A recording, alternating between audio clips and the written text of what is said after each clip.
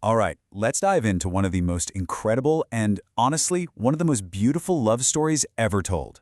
This is a story about gods, mortals, some seriously impossible trials, and, believe it or not, the journey of the human soul itself.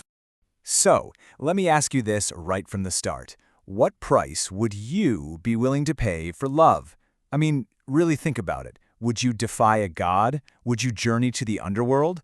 This is the exact question at the very heart of our heroine's story. Okay, so our story kicks off with a mortal princess named Psyche. And her name is super important because in ancient Greek, it literally means the soul. And Psyche wasn't just beautiful. Her beauty was so off the charts amazing that it actually started to cause a problem on a cosmic scale. People started traveling from all over just to get a glimpse of her. They were basically treating her like a living goddess. They even began to skip their prayers to the actual goddess of love and beauty, Aphrodite. Her temples, totally deserted. And as you can probably guess, a powerful goddess does not like being ignored. So, in a total fit of jealous rage, Aphrodite calls on her son, the famous archer Eros, you might know him better as Cupid, to get her revenge. And her plan was just cruel. She told him to use his magic arrows to make Psyche fall head over heels in love with the most disgusting, unworthy creature he could find. Meanwhile, back on Earth, Psyche's parents were starting to panic. Yeah, their daughter was super beautiful, but no one was asking to marry her. They were too intimidated. So, in desperation, they go to the great oracle of Apollo for answers. But what they got back was pure nightmare fuel. The oracle said that Psyche was never meant to marry a mortal man. Instead, a horrible monster was waiting for her on a mountaintop. Her family was completely devastated, but Psyche, she just bravely accepted her fate. She was dressed up for a wedding that felt way more like a funeral and left all alone on this rocky peak.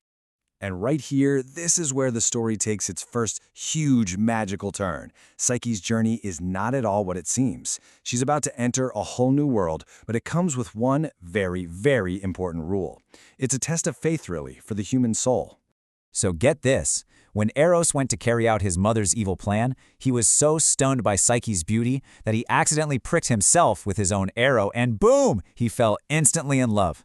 So instead of a monster, Psyche is gently swept away by the wind to this incredible palace with invisible servants, and every night her mysterious husband would come to her in total darkness, and he was nothing but kind, gentle, and loving. But there was a catch, a huge one. He made her promise one thing. She could never, ever try to see his face. Their love had to exist in darkness, in complete trust. If she broke that promise, he warned her she would lose him forever. It's like divine love was asking for the soul's complete faith, not its physical sight. Of course, Psyche eventually got lonely and missed her family. Eros agreed to let her sisters visit, and, well, this turned out to be a terrible mistake. They were just consumed with jealousy. They saw her amazing palace, and it drove them crazy. So they started planting these poisonous seeds of doubt, reminding her about that awful prophecy. They convinced her that her loving husband was secretly the monster, just waiting for the right moment to eat her. And just like that, the soul gives in to human doubt. That night, terrified, she sneaks towards her sleeping husband with a sharp dagger in one hand and an oil lamp in the other. She raises the lamp, her hand shaking, but she doesn't see a monster, no. She sees the most beautiful face she has ever imagined. It's Eros, the god of love himself. In her shock, her hand trembles, and a single drop of hot oil spills from the lamp right onto his shoulder. Eros jolts awake, not just from the burn, but from the sting of her betrayal. He sees the lamp, he sees the dagger, and with this look of just profound sadness, he flies away into the night exactly like he said he would.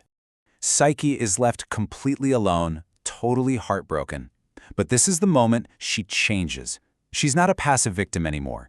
She decides to fight.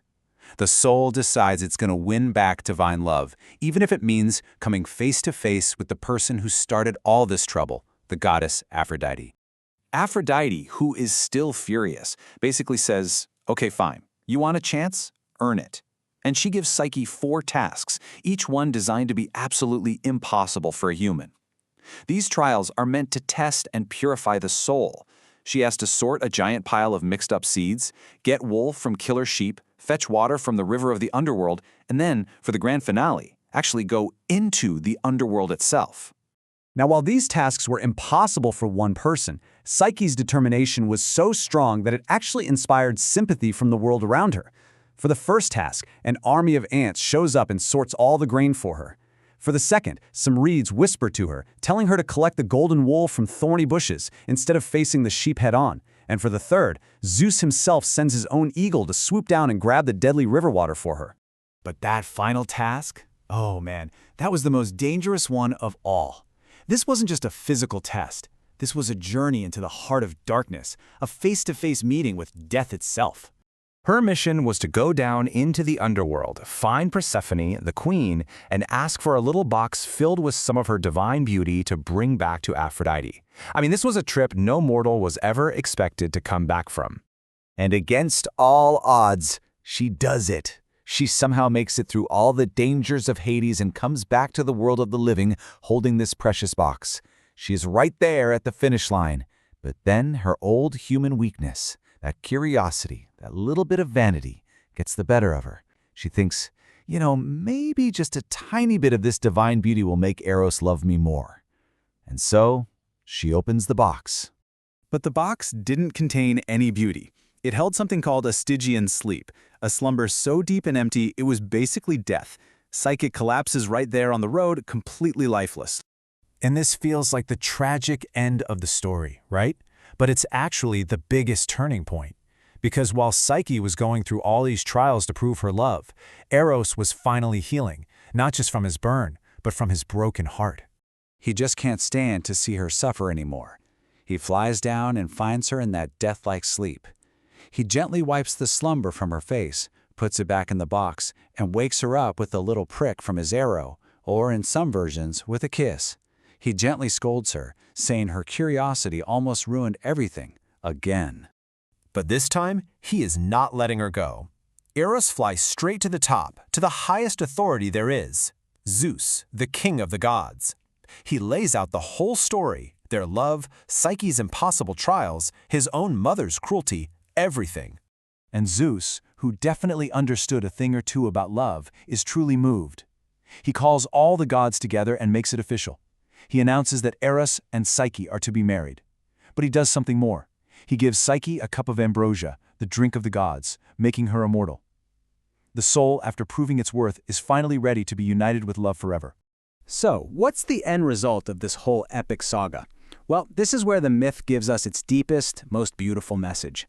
Eros, who is love, and Psyche, who is the soul, they have a daughter, and her name is Voluptus, which translates to pleasure. And the story leaves us with this incredible idea.